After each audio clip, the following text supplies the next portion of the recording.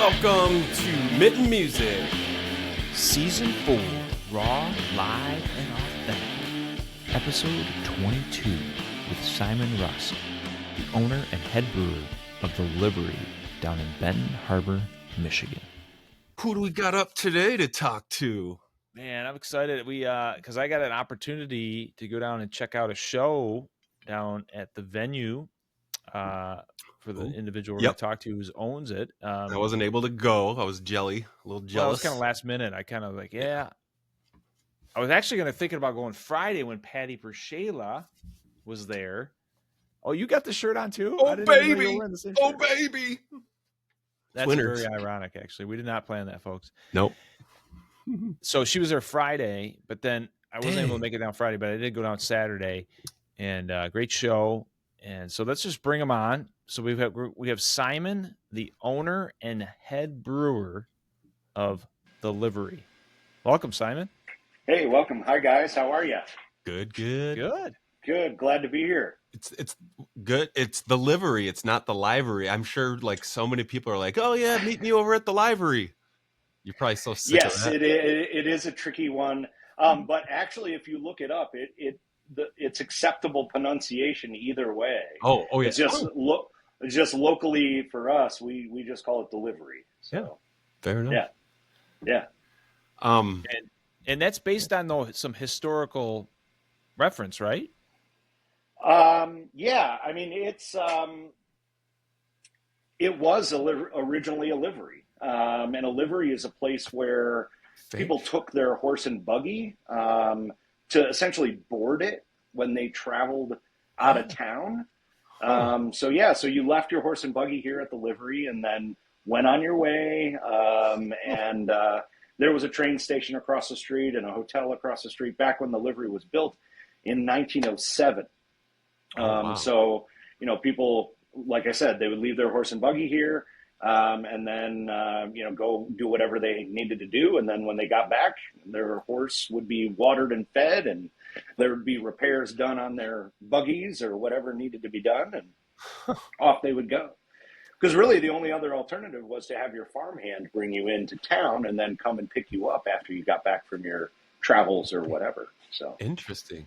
Well, yeah. In my head, I for some reason I thought it was related to fish, but at least I was thinking of an animal, maybe, and like maybe that's right. Better than.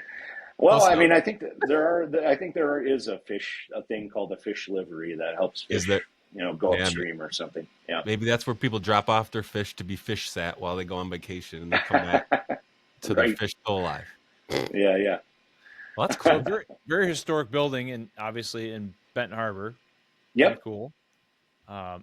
And I was impressed with the venue. I liked.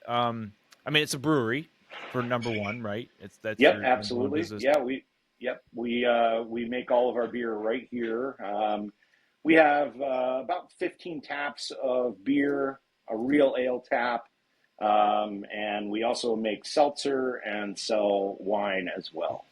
Oh, and as I learned when I was there with you, it was like mocktails. There is one or two mocktails on the menu, right?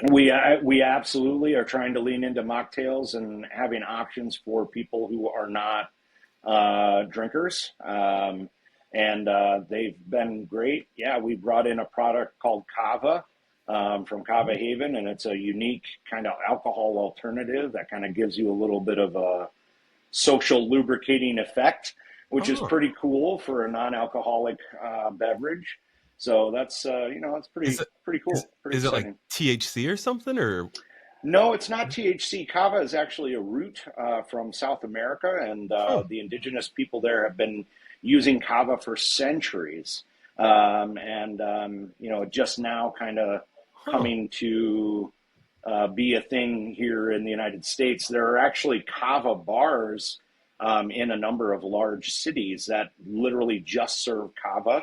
I'm familiar with at least a couple in the New Orleans area. And it's just a cool place for people to hang out and get that little bit of a, vibe and not drink. So, yeah. Interesting. I'll have to check that out. That's cool. Yeah. It's neat. It's a neat thing. Yeah. You can get it. The company I buy from is called Kava Haven. and they have a couple different flavors, and they're actually very tasty. And so we've been doing little cocktails with that. But I did. Yeah, but I mean, go ahead. I was just saying, I noticed that you might have unintentionally named one of your beers after me. I'm looking through your tap list, and I'm seeing a sour called what? How do you pronounce it's a word and then it's bay. B-A. Yeah, Mayo Bay. Oh, yeah, that's how you pronounce it? Yeah, Mayo. It's French. It's French. My last name is French, but it's Malott. It's Malott. Malott. Yeah, yep. Okay. Yep. So hey, Ryan, I think you should start calling yourself Ryan Mollet. Ryan Mollet. Yeah, I love that. I am going to start doing that. Yeah. Well, very cool. Very cool. That's awesome. Yeah. Our sour program, we've been making sour beer here. I mean, this is the 20th year of the Livery.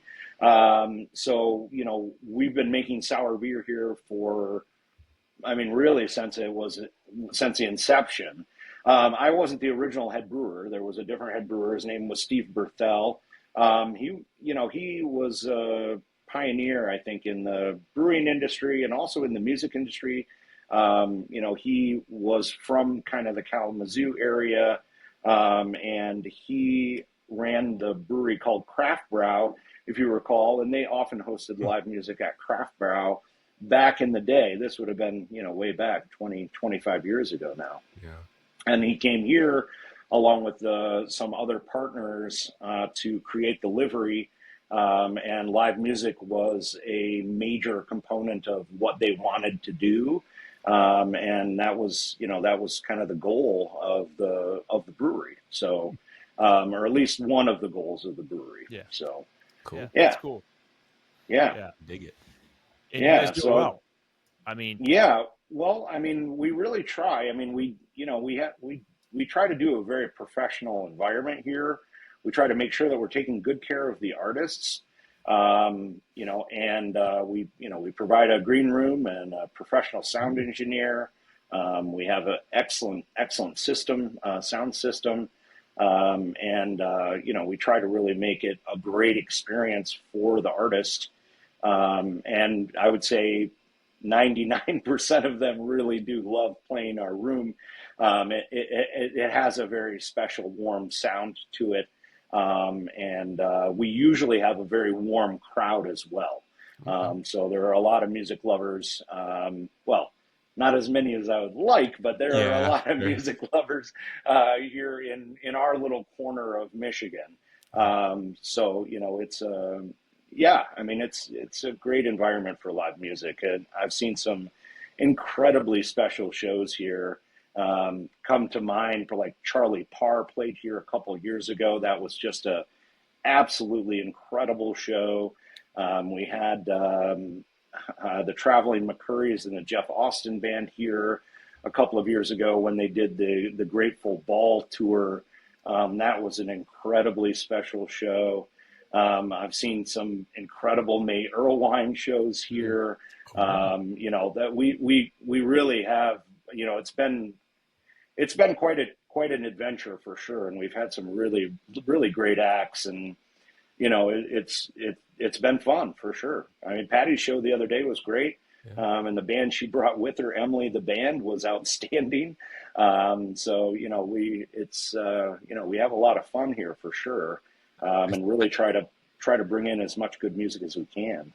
I see a Green Sky Bluegrass poster behind you. Yeah. That's yes, awesome. They did. Yeah, yes, they cool. did. Yeah. Green Sky was here early on before Green Sky played stadiums. Right. I was like, man, that's cool. I'm glad you have that poster up there. That's sweet. Yeah. Cool. We've had some great Michigan artists. Corey Wong has played here. We actually had Billy Strings here right before he kind of came up, and what? We've hosted some incredible musicians, and it's been really quite a ride, and our focus is really on original music. Obviously, in today's day and age, of course, bands are going to play cover music, which is great, but we really do encourage live original music. We really book bands based on their original music. because we think that's just really, really important to share that with people and to give artists a chance to really spread out their wings and, show us their craft. So, yeah, for sure. And you guys are very uniquely positioned, in Benton Harbor. I was thinking about this. I drove down the other night. So from West Michigan, just west of Grand Rapids, just over an hour, real short, actually easy drive. And then you're not that far from Chicagoland a little bit. So people who are interested in there, and I've noticed you've had, obviously bands from Indiana, Illinois, is not that far for those guys to drive. So you've got a good spot to bring in people from Michigan, from the Midwest, really, because of you're absolutely right. I mean, Benton Harbor is in a really neat location in terms of it being kind of in the center of a number of things. It's not that far really to Detroit. It's not far to Kalamazoo. It's not far to Grand Rapids. It's not far to South Bend. It's not far to Chicago. And, it's a unique spot here for sure. Yeah. So an easy way to get people when they're traveling in or out of the state to hit that up on their tour, which is great for you guys. And obviously you've got a longevity, 20 years of doing this. People should know about the Livery by now. So. Right. I would hope so. It's, I think just live music,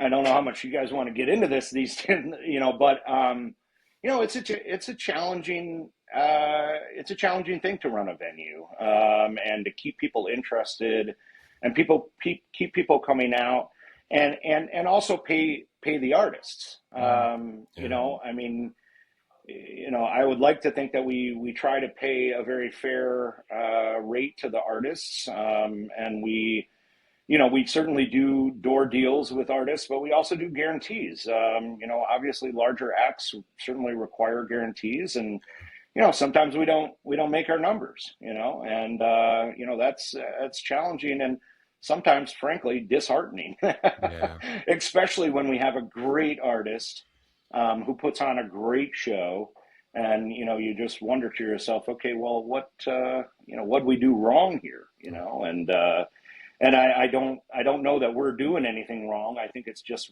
kind of the sentiment of the day. I feel like things have changed a lot since COVID, and I think it continues to be a challenge to get people to say, hey, you know what, I'm going to get off the couch and go out and see a live performance. And I talk with my booking manager. My booking manager is Brandon DeJanes, and Brandon has been working with me for, I think, about 9 years now, maybe longer than that. Nice. And Brandon is excellent. He really has his finger on the pulse, and really tries to do a good job of booking good music for us. But I've talked with Brandon, like, I look around at these posters in here, and it's like, the cover charge was $10, and the cover charge is still $10. I don't know of anything else that over 20 years has remained at $10. Yep. Right. And but we're concerned about going higher than that because like people, they got to hold on to their money, and it's got to be an appealing idea for them. So. That's just kind of the state of things. So, do you guys do ticketed, or is it always covered? We do pre-sell tickets. So you can definitely. You mean in terms of like cost? I guess. Do you have like a ticketed event? Sometimes, like let's say you get a bigger draw, like you said, it's a guarantee. Do you do like it's a $20 ticket versus the $10? Yeah. Oh, for sure. Yeah, okay. Absolutely. I mean, we have some artists coming later this year, like Bonarama, which is a super fun brass band out of New Orleans that's come to our space a number of times. And that's a pricier ticket, but they're worth every penny, and I think we had a little bit pricier ticket when we had Brian Vander Ark here earlier this year. So, it just really depends on the artist, and, what we need to make our, to make our guarantee. We obviously try to keep it affordable, but we have to try to at least break even. That is my goal always. We rarely actually make money at the door. And I'm sure, larger venues would probably say, yeah, we make money at the door, but, we're a small venue. Our maximum capacity here is about 200. So, you can kind of do the math pretty quick in terms of where that leaves us. So, yeah, it just kind of depends on the situation, but for me, like, I feel like the smallness of our space and the intimacy of our space is a huge selling point. Yeah. And to be able to see some of these artists up close is really, it's really great. It's really great. Yeah, and I liked your venue, like, in the sense that, so you've got it kind of got 3 levels essentially, but you've got which I kind of like, is you have the bar down in the basement that's separated from the music if you're there on a music night, right? And I kind of like that, because if you go either way, you could look at it. I just want to go have a drink and hang out, and I don't want to listen to music. I've got a place to go and kind of go to my favorite place, right, and chill out, and I don't have this background music. And then there's the reverse, which is, hey, I'm playing music. There's a place for people to listen to it, which I would call really your space I would call as a listening room in a sense, because the focus is at the stage in that area. Yep, I would agree with that. And then you technically have that upstairs loft area, which I liked because for 2 reasons. One, if you kind of want that middle ground, you want to hear the music, but you want to kind of tuck away and you don't want to be, necessarily right at the intently stage. focused on that. You've got a space to go to, so you get the best of both worlds. Plus, if you want to go up and see a different perspective of the concert or the show, I thought it was really cool seeing it from up above. So yeah, I that's what I loved about the place, was there's a lot of different options for a person coming there. Yeah, absolutely. I mean, we definitely, we're trying to make sure that we're providing a great experience for the people who come to the show. And like you said, I mean, there's a lot of different options. There's seating, there's standing. We've been really trying to make sure we have an area in front of the stage for dancing and for just getting close, to the performers. But yeah, and then we of course do have our upper balcony area, and there are some people who just love those seats up there, and come and make sure they scout them out and get here early and get those seats for every show because they love them so much. That's cool. So that is great. And then we do have the lower, what we call the lower bar, which is where our kitchen is. Where if you don't want to pay the $10 cover, you can still come and enjoy a beer and get some delicious pizza. That also makes sense, because you go to some places that, like Jeff, you mentioned, it's the bar and the venue portion are all like kind of mixed in there, and you might get people going there to hang out, to have a beer with their buddy, couldn't care less who's playing on stage, and their backs turned, and you got 6 guys at the bar not paying attention. It's just no fun when you're the band. Like, hey, there's not that many people here to begin with, but I got 6 people with their backs turned to me. They don't even want to hear my music. Like, that's no fun. Right. Yeah. That's certainly true. And, and also, like you said, I mean, there are certainly times when it is a pure listening room environment where you can hear a pin drop, and that's a great experience. Yeah. When you've got the entire crowd really captivated by the artist, and the feedback that results from that is just, it's magical, honestly. Yeah. So, yeah. Cool. Now you mentioned the pizza. So if anybody walks in the door, like, that's like boom, like that's the first thing that hit me. I was like, oh my gosh, I wasn't hungry before I walked in here. Now I think I want to eat. And I didn't order a whole pizza, but you got slice by the slice as well. Perfect. We do. Which is, and it's not like you just get a sliver. Like, you get this ginormous. I mean, at least I did. I don't know if that's the norm. You get a quarter of a 16. Yeah, you get a quarter of a pizza. What you get. And it was delicious, very good. Really enjoyed the pizza. Yeah, well, we do kind of a New York style pizza, and we do utilize some of our spent grain in our crust, which makes it kind of a unique thing. The brewing process is obviously, there's a lot of grains, and we utilize some of that, what we call spent grain, which is after the brewing process is finished. And we use that in the dough, which gives it a little bit of a unique texture and a flavor, and it's very good. And we really have tried to make very real food here. It's really, really important to us. We make everything from scratch here. All of our sauces, all of our dressings, everything we make is made from scratch, and you can tell it's real food. It's very good, I'm thrilled with our food, and we often purchase food from local farmers, and try to really incorporate the local aspect of our really incredible, great Southwest here, because there are a ton of farmers producing incredible vegetables, incredible fruits, and it's really great. So, cool. Earlier you talked about struggles with running a venue and keeping it busy and profitable. Do you see any of that seep into the restaurant side of the business, or is it separated, or is it kind of a similar thing? I'm just curious, because we don't talk to many people who are in the restaurant business and the venue business. I mean, there are those things out there, but that's interesting. Yeah. So, I mean, they kind of like pair together. Yeah. I mean, fortunately, like when we have a good crowd, obviously we sell a lot of pizza, we sell a lot of beer, we are a bit of a destination location here in Benton Harbor. We are in the Arts District, which, is an area that has, Benton Harbor has had its struggles. I mean,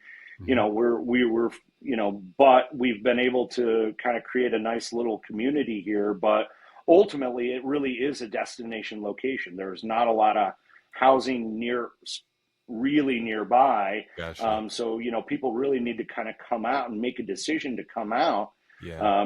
It's not just down the street. So yeah, you don't stumble. It's not just something you stumble into randomly. No, like you're going to St. really. Joe and you probably heard of it, and you're planning on going. Hopefully, have tickets. Yeah, exactly. So, cool. Yeah, I mean, I would say they're complementary, for sure. But running a restaurant is it's a very challenging thing. Yep. But it is it's very rewarding as well. And like I said, I feel like we're providing a really nice product for people, that even though we're talking about pizza, I mean, I view it as a fairly healthy option, because like I said, I mean, everything is made, it's handmade. Yep. There's nothing weird in there at all, so yeah, it's great. And then, obviously the brewing process and the brewery, I love brewing. I mean, that's kind of the reason that I got into or became an owner of the Livery, was really because of the beer, more than anything else. I came up as a home brewer, was fortunate enough to get an opportunity to brew professionally here, which is kind of where I started. I mean, I actually started here as a bartender, but eventually became the manager, and then the brewer, and then ultimately the owner. It was the beer really that brought me here to begin with. And then, I was like, oh, wow, they have really cool live music, and it's a really cool vibe, and all of that. So I kind of fell in love with it, and I kind of fell in love with Benton Harbor. Honestly, it's a very, very nice town, and very nice people here. So yeah, talk a little bit more about the brews, right, and the brewing process. Like, what do you guys focused on? I mean, you had a good variety there that I could tell, and you said that sours was kind of a pioneer. You guys were a pioneer in that side. So what's the thought process of how you guys brew and what you guys brew? And well, I think this is a great. I mean, it's a super interesting question, because as brewers, we kind of have in mind, like, well, what I want to make, what I want to drink. And really, you have to kind of take a step back from that and say to yourself, well, what do other people, what do the people really want to drink? I couldn't be a brewer because all I would make is IPAs. That's all I would make. I wouldn't make anything else, and I don't think anybody would like me. Well, exactly. That's exactly right. And I'm right with you. I mean, I would brew IPAs all day. Right. But unfortunately, not everyone loves, or fortunately, people like different beer styles, and we really do try to make classic beer styles. We have a Helles lager, which is a German style lager. That's wonderful. We have an amber ale, kind of a more traditional pale ale.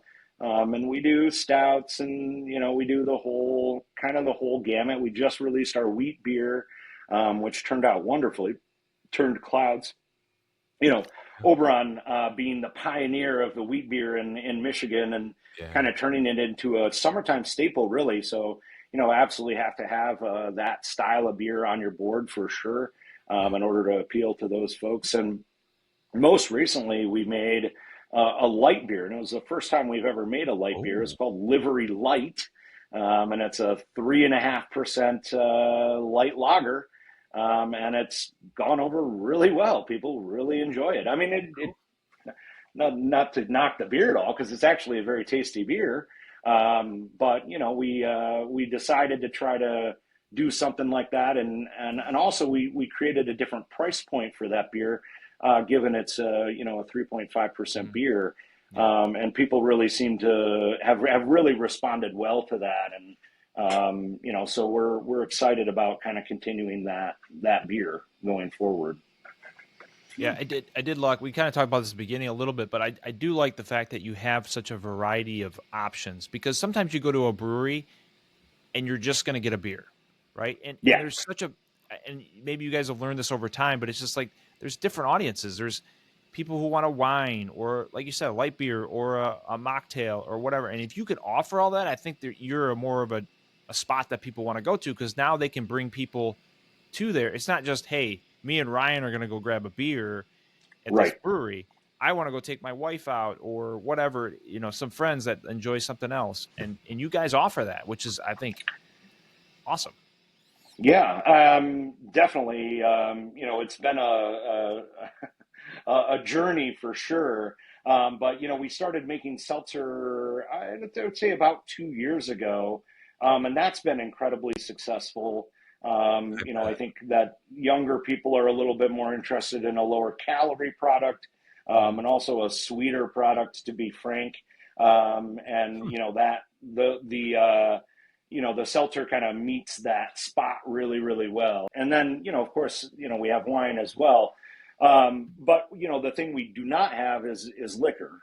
We don't serve any liquor. I mean, we don't have a liquor license, so we can't serve liquor. But like I said, I mean, we try to offer, a variety of other things to people, and hopefully that, is satisfactory to most folks. So. I mean, honestly, having mocktails, having your own beer, having wine, did you make the wine yourself as well? No, wine we buy from Fen Valley, which is they do a wonderful job.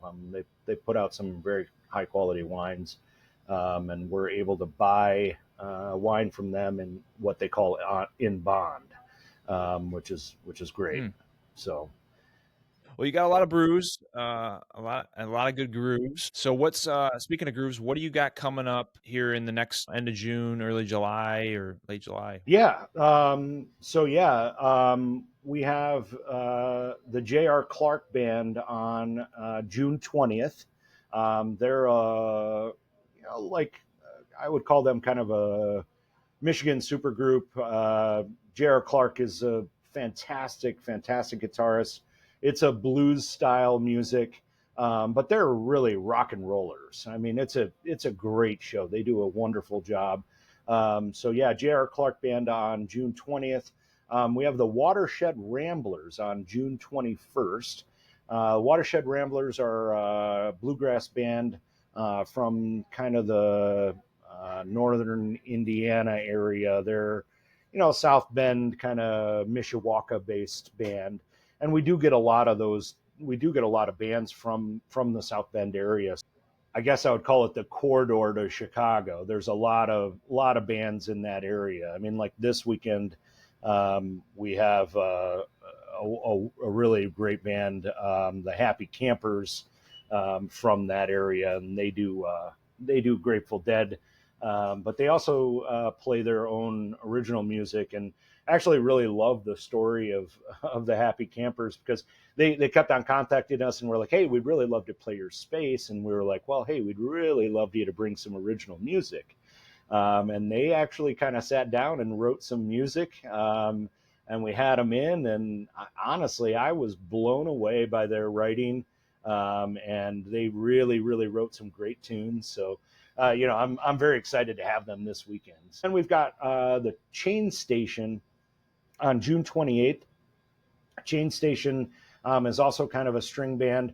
They're a bit of a national touring act. They play all over the place. They're a great band as well, and we've had them in our space a couple of times now, so I'm excited to have them back. And they always put on a great show. And then it looks like in July 4th, we have a local band called Mo & Co., which is one of my favorite performers, Morgan Engel, and her band. She's done a number of different bands over the years, but she is like a St. Joseph, Benton Harbor native, and with an excellent voice and a really exceptional songwriter as well. So I'm excited to have Mo & Co. in here. And then I think I mentioned earlier Bonorama, which is coming on July 12th. And that is always a super fun show. It looks like we've got Full Chord on July 19th. We love Full Chord.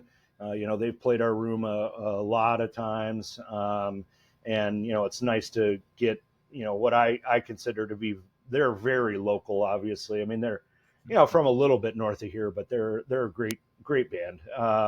And then looks like we have Mulebone on July 26th. Mulebone is actually out of New York, and they are blues musicians, and they are both members of the New York Blues Hall of Fame. It is a outstanding show. They've played here. They've come back again and again over the years, and they are a wonderful band. And it's just two guys, and one of the members is a guitarist, and the other member plays all types of different wind instruments, from giant flutes to a conch. So it's really fun, really neat show. And then it looks like going into August, we have the Rupel Brothers on August 2nd. So, that's kind of like, what's happening over the next, couple of months here. But you can always check out our website. We try to keep that very up to date. That's just www.liverybrew.com. And then, of course, follow us on Facebook or Instagram. We're just at Livery Brew on Instagram and Livery Microbrewery on Facebook. So, okay, yeah, we definitely try to keep people informed. We certainly create events and try to make sure that people know what is happening here at the Livery. So those are the big channels. Sweet. And usually music's right Friday and Saturday, typically. Those are the nights. Pretty much every Friday and Saturday. We do throw in a couple of other things, like we had kind of mentioned, Toxic Trivia. We usually do that once a month, and that's usually on a Friday or a Saturday night. And then we've also been holding DJ nights as well, and we're really trying to develop a little bit of a electronic music scene. And we're going to be bringing in different DJs to do those performances. Okay. Sweet. Awesome. Well, thanks, Simon. This was great. A great conversation. Really, like I said, I enjoyed being at the venue the other night. Definitely will be back again. Thanks for taking the time today. Yeah. Thank you, man. It was a real pleasure. It was great talking to you guys. I love your podcast. I hope I hope hope a lot of people listen, and if they have questions or whatever, hey, come on down, come see us. That's right. We'd love to have you. Got to get there. Yeah. Got to check it out. Yeah. Sweet. Thanks. Yeah. Thank you. If you like this episode, check out all of our episodes on your favorite streaming platform, or even our website, themittenmusic.com. Or if you want short clips of our episodes, check out our socials. We got Facebook, we have Instagram, we got TikTok, and YouTube. We're all over the social media game. Make sure to check out some live Michigan music or listen on your favorite streaming platform.